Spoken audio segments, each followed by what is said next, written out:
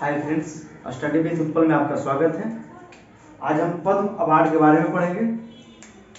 दोस्तों, पद्म अवार्ड की शुरुआत 1954 में हुआ था और पद्म अवार्ड को one of the highest civilian award of India कहा जाता है। मतलब इंडिया का सबसे जो नागरिक सम्मान है उनमें से सबसे महत्वपूर्ण में से एक माना जाता है। सबसे महत्वपूर्ण, सबसे सर्वोच्च नागरिक सम्मान भारत रत्न, उसके बाद दोस्तों पद्म अवार्ड आता है। भारत रत्न एवं पद्म अवार्ड दोनों की शुरुआत 1954 में हुआ था दोस्तों, 1954 में। अब इसके पृष्ठभूमि के बारे में जाने, इसके स्ट्रक्चर मतलब कि इतिहास के बारे में जरा सा जाने, उसके बाद 2022 के बारे में भी जाने। चलिए बताते हैं दोस्तों। जब ये शुरुआत हुआ था 1954 में, तब पद्म अवार्ड को 3 वर्गों में दिया जाता था। 3 वर्ग, देखिए इसका नाम ही था 3 वर्ग। इसको हम बोलते थे पहला वर्ग,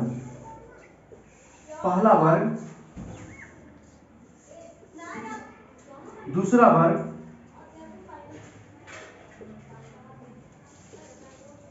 एवं तीसरा वर्ग। लेकिन राष्ट्रपति भवन के एक नोटिस के अनुसार से 8 जनवरी 1955 से दोस्तों 8 जनवरी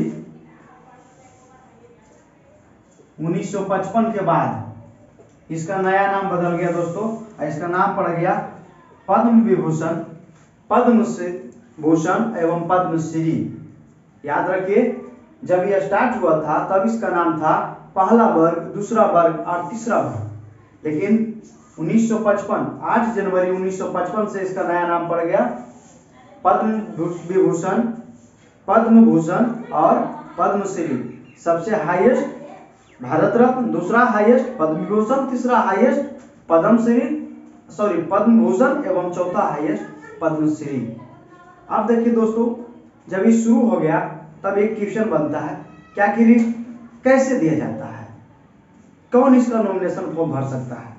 जब रहा बात नॉमिनेशन फॉर्म का दोस्तों, तो इसमें नॉमिनेशन फॉर्म एक साधारणता मतलब इतना समझिए कि जो नॉमिनेशन है, nomination open to public, self nomination also allowed. कह सकते हैं कि कोई भी नॉमिनेशन फॉर्म भर सकता है, या तो फिर भारत में जितने भी विभिन्न प्रकार के अवार्ड दिए जाते हैं उसके संस्थाओं द्वारा भी भरा जाता है। और जब नॉमिनेशन फॉर्म भरा जाता है तो एक होता है पद्म कमेटी का गठन होता है, जिसका गठन प्रधानमंत्री करते हैं दोस्तों।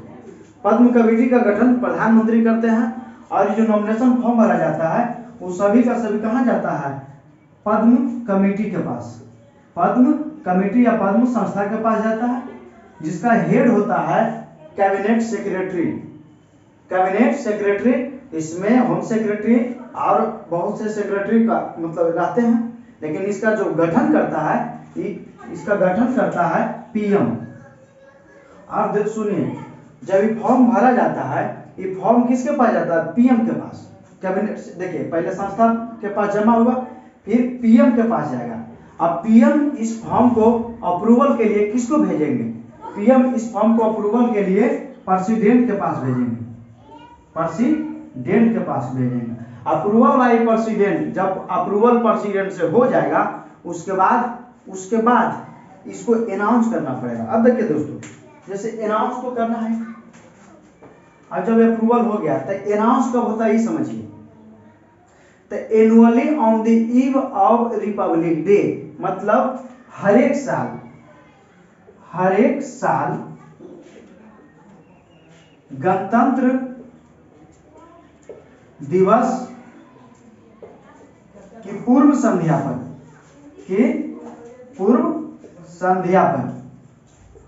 हम कह सकते हैं कि इसका जो अनाउंस होता है हर एक साल गणतंत्र दिवस की पूर्व संध्या पर इसको अनाउंस किया जाता है दोस्तों।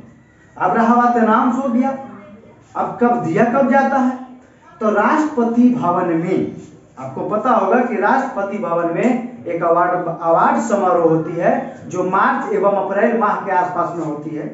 अब मार्च एवं अप्रैल माह के आसपास राष्ट्रपति भवन में दिया जाता है, और जिस समय वितरण किया जाता है उस समय हर एक अवार्ड प्राप्तकर्ता के बारे में कुछ थोड़ा सा संक्षिप्त उसके बारे में योगदान की चर्चा की जाती है। यह एक पद्मा दिया जाता है, एक और दिया जाता है सर्टिफिकेट जिसमें राष्ट्रपति का सिग्नेचर होता है।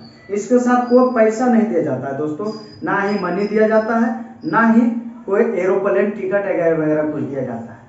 अब बात आगे समझिए कि किस किस फील्ड में दिया जाता है, आगे क्या किस किस फील्ड में दिया जाता है। जब फील्ड की बात करेंगे तो आर्ट मतलब कला,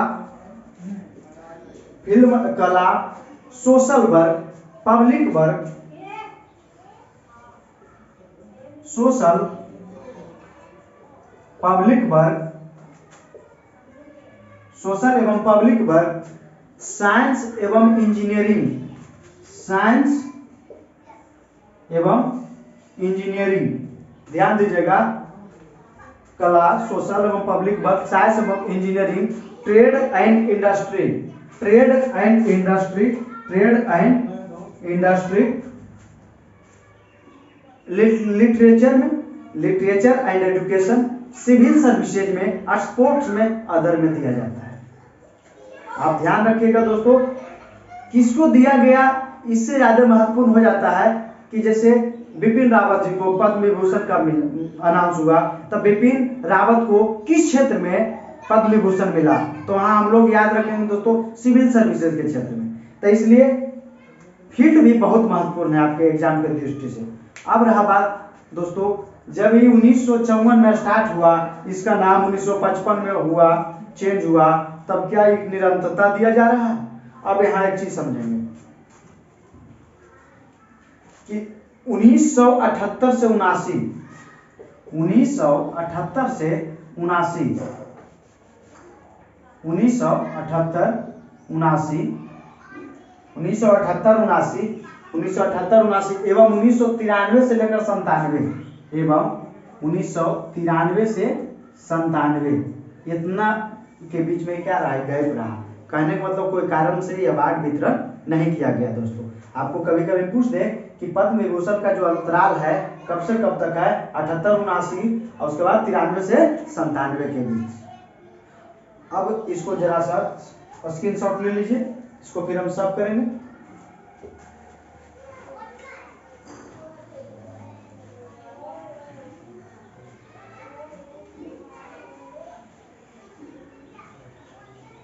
अब एक दो बात अच्छा से समझिए दोस्तों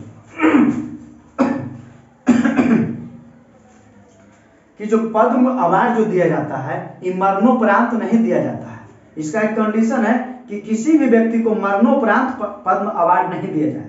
लेकिन सरकार के अनुशंसा के बाद ऐसा एक अनुशंसा किया गया कि जब अवार्ड का अनाउंस होगा, अनाउंस होने के एक साल भीतर, मतलब अगर 2022 में अनाउंस हुआ तो 2021 से लेकर 2022, 26 जनवरी 2021 से लेकर 26 जनवरी 2022 के बीच जिस व्यक्ति का नाम किया जाए उस व्यक्ति का बहुत ही अहम योगदान होना चाहिए। कहने का मतलब हुआ जिन व्यक्ति को मरणोपरांत अवार्ड दिया जाए वह व्यक्ति एक बहुत ही प्रतिभाशाली व्यक्ति हो। ध्यान दीजिए। दूसरी पॉइंट, यह अवार्ड उन व्यक्ति को दिया जाएगा, जैसे मान लीजिए पूर्व में वो अवार्ड, जैसे पद्म विभूषण की हम बात करेंगे, पद्म विभूषण की अगर बात करेंगे तब पद्म विभूषण हम उस व्यक्ति को देंगे जो पद्म अवार्ड के दूसरा एवं तीसरा श्रेणी जैसे पद्मश्री या पद्म भूषण ले लिए हैं और उनके पद्म भूषण और पद्म विभूषण में कम से कम 5 साल का गैप हो। कहने का मतलब कि 2017 में अगर जो 2017 में लिए होंगे पद्मश्री जिनको मिला होगा वही 17 5 22, वही 22 में पद्म विभूषण मिलेगा। अब रहा दोस्तों पद्म विभूषण, पद्म अवार्ड एवं पद्मश्री 2022। तो 2022 की जब बात करेंगे दोस्तों तो इस बार हाँ एक चीज आप ध्यान दीजिए जरा सा कि ये जो पद्म अवार्ड है ज्यादा से ज्यादा मैक्सिमम एक वर्ष में 120 व्यक्ति को दिया जाएगा।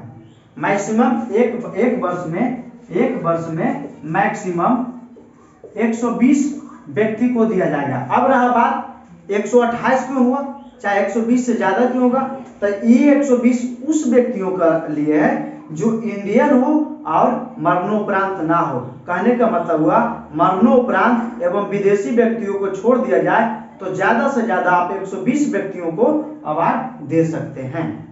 अब रहा 2022 में दोस्तों, तो 2022 में टोटल 128 अवार्ड का अनाउंस किया गया है।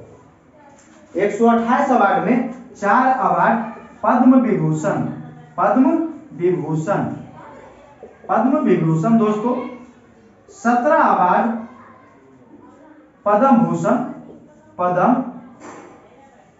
भूषण एवं 107 अवार्ड जो है पद्म श्री, पद्म श्री का नाम घोषित हुआ। देखिए दोस्तों, हम लोग तीनों को जो है छोटे छोटे वीडियो में तीन भागों में बांट देंगे। क्यों? क्योंकि जो पद्म विभूषण है ये 4 व्यक्तियों को दिया गया और चारों के चारों अपने क्षेत्र में बहुत ही ख्याति प्राप्त व्यक्ति हैं और उन व्यक्तियों के बारे में हम बहुत ही अच्छी से छोटी गहन चीजों को समझेंगे ताकि हमारे एग्जाम में कोई भी क्वेश्चन ना छूटे। आज हम पद्म भूषण की चर्चा करते हैं, सॉरी दोस्तों, पद्म विभूषण की चर्चा करते हैं। पद्म विभूषण 4 व्यक्तियों को दिया गया है, प्रभा अत्रे, कल्याण सिंह एवं बिपिन रावत और राधे श्याम खेमका।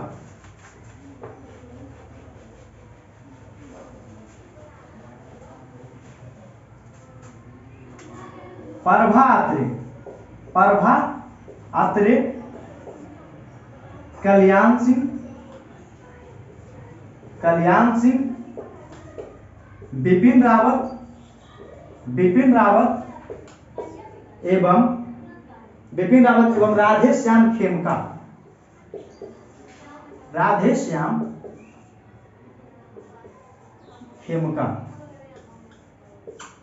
अब हम चारों के बारे में एक एक करके अध्ययन करते हैं।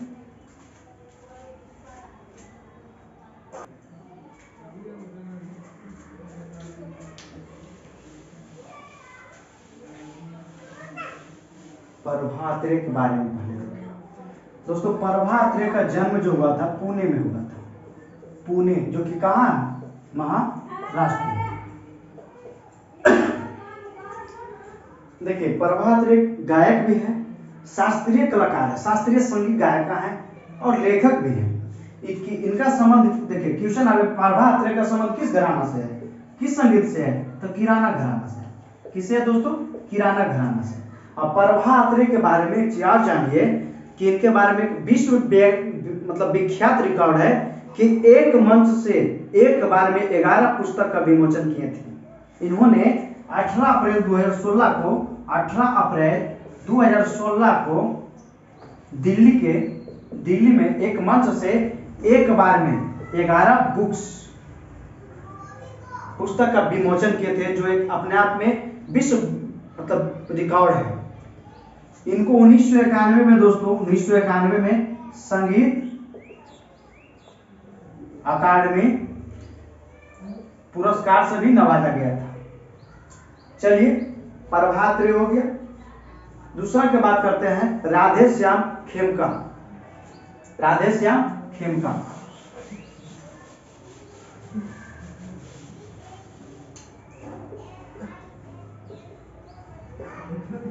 राधे श्याम खेमका।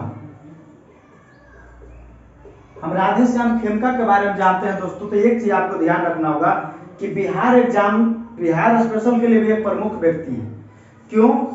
मतलब भी कह सकते हैं कि आने वाला जो भी बिहार का एग्जाम है उसमें इसका ज्यादा चांस है इस पूछने का। कारण है कि राधे श्याम जो खेमका थे, इनका जो जन्म था 1935 में कहाँ हुआ था? मुंगेर में हुआ था दोस्तों। 1935 में मुंगेर में हुआ था। कोई कारणवश 1955 में वे कहाँ चल गए? काशी चल गए। काशी मतलब कि उत्तर प्रदेश, और वहीं रहने लगे। आपको बता दें दोस्तों कि गीता प्रेस ट्रस्ट बोर्ड,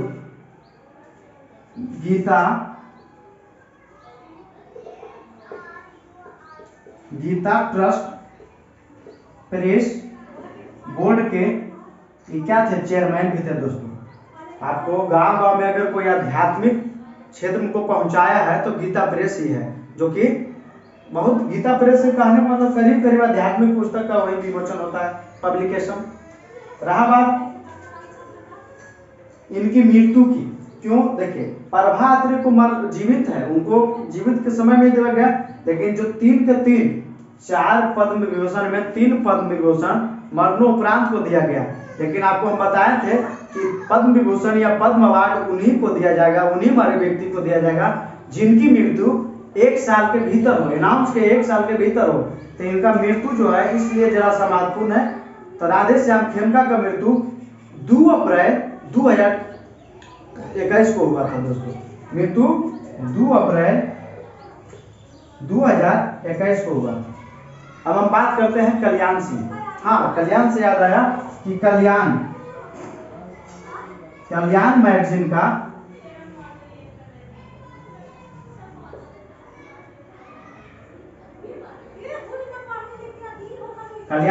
का क्या थे? संस्थापक थे दोस्तों।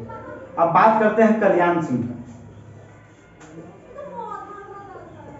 कल्याण सिंह की जब बात आती है तो जरा गौर से समझिएगा। कल्याण सिंह एक ऐसे व्यक्ति हैं जिनको राजनीति का बाबूजी कहा जाता है दोस्तों। जी, राजनीति का बाबूजी, राजनीति का बाबूजी। इनके बारे में ऐसा कहा जाता है कि जब यूपी में आए थे तब कहा जाता था कि आ गए कमल खिल जाएगा, और हुआ भी दोस्तों। सीएम कल्याण सिंह उत्तर प्रदेश के 2 बार सीएम रहे हैं, 2 बार सीएम रहे, चीफ मिनिस्टर। और सबसे बड़ी घटना कि इन्हीं के समय बाबरी मस्जिद का विध्वंस हुआ था दोस्तों। जब ये उत्तर प्रदेश के सीएम थे उस समय बाबरी मस्जिद जो विध्वंस हुआ था, विध्वंस इन्हीं के समय हुआ था। अब रहा बात इनके गवर्नर का कार्यकाल। तो ये 2 बार 2 राज्य का गवर्नर बने दोस्तों, 2 राज्य का, राजस्थान एवं एचपी मतलब हिमाचल प्रदेश, 2 जगह के गवर्नर थे। अब एक चीज और बताते हैं, लोकसभा सांसद अगर कभी कभी पूछ दिया जाए कि कहाँ के लोकसभा, जैसे लोकसभा के सांसद बने थे 2009 में दोस्तों, 9 से 14 में। तो अगर इनका लोकसभा क्षेत्र पूछ दिया जाए तो आप लोग याद रखेगा एटा लोकसभा जो कि उत्तर प्रदेश में है, वहां से ही सांसद बने थे दोस्तों। अब बिपिन रावत के बारे में पढ़ते हैं।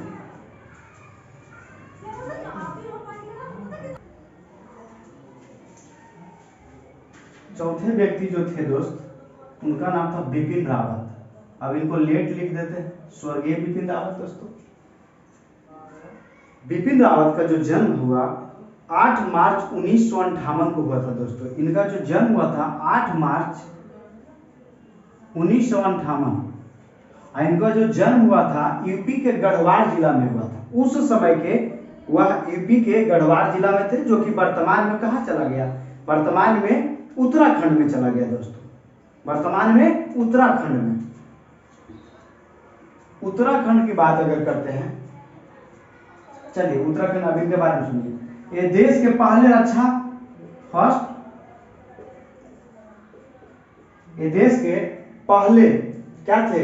रक्षा प्रमुख थे दोस्तों। रक्षा प्रमुख मतलब CDS, फर्स्ट CDS।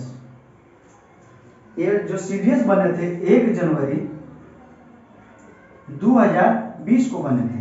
आप देखिए एक चीज और जोड़ते हैं आपको। ये जो CDS बनने से पहले क्या थे? CDS बनने से पहले भारतीय जल थल सेना अध्यक्ष थे। भारतीय थल सेना अध्यक्ष, कब से कब तक? सबसे महत्वपूर्ण चीज, एक चीज और कीजिएगा, लिंक जोड़ देंगे। 31 दिसंबर 2016 से 31 दिसंबर 2019 तक।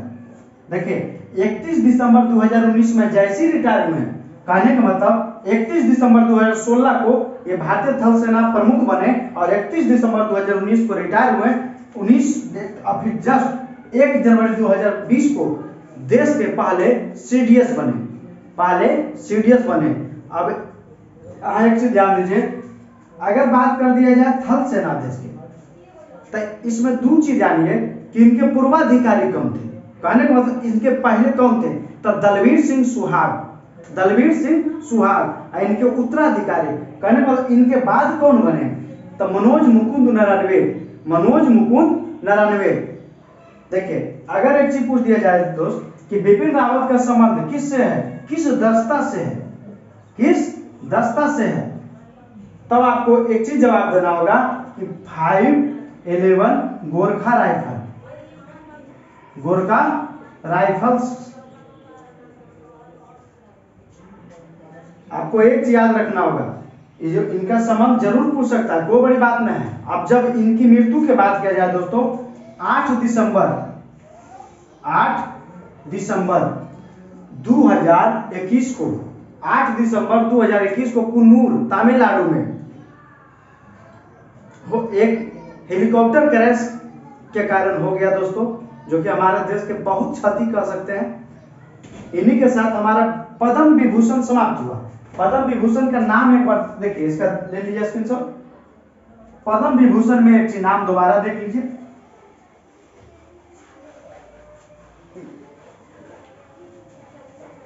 बिपिन रावत। इनका संबंध कहां से, उत्तराखंड से। किस कला में मिला, सिविल सर्विसेज, सिविल किस क्षेत्र में मिला, सिविल सर्विस के क्षेत्र में मिला दोस्तों। कल्याण सिंह उत्तर प्रदेश, पब्लिक अफेयर के क्षेत्र में दोस्तों, पब्लिक सर्विस भी बोल सकते हैं। और प्रभा अत्रे की बात करें तो इनका जो संबंध था महाराष्ट्र से, चूंकि ये आर्ट में, कला में थे। क्या में थे दोस्तों, कला में। प्रभा अत्रे कला में। राधेश्याम खेमका क्या थे, राधेश्याम खेमका चूंकि यूपी जाके बस गए थे, इसलिए इनका संबंध उत्तर प्रदेश से हो गया।